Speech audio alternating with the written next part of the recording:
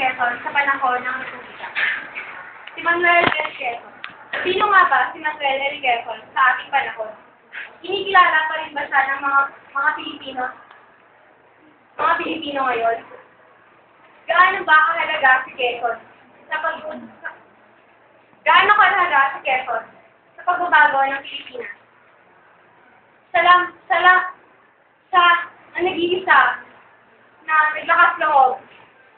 Siya ang nag-iisang tao na naglakas loob na ipaglaban ang ating bansa mula sa mga Amerikano. Siya na isang Pilipino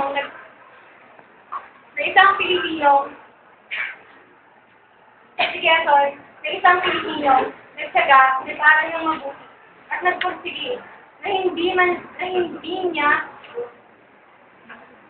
niya binitiwan ang kanyang prinsipyo na makatulong sa ating bansa upang mapalaya tayo sa pangalipin at panggamit ng mga Amerikano.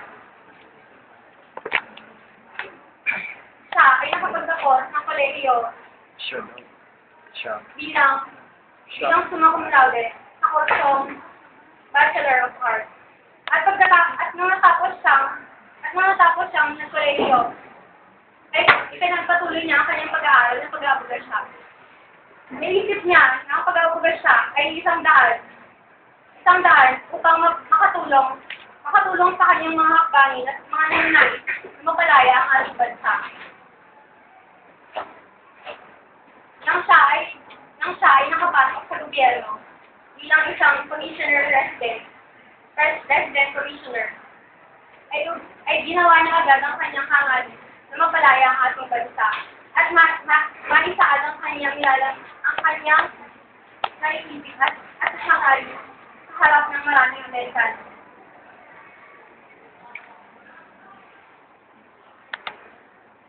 Buong tapang niyang sinabi sa mga Amerikano na hindi nararapat ang kanilang ginagawa at buong tapang din niyang inamin sa mga Amerikano na hindi nila kailangan ng tulong ng mga Amerikano ito.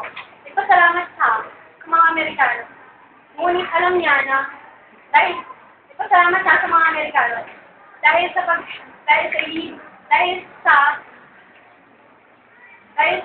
inaalok nitong tulong sa ating bansa. Ngunit sa likod ng tulong na ito,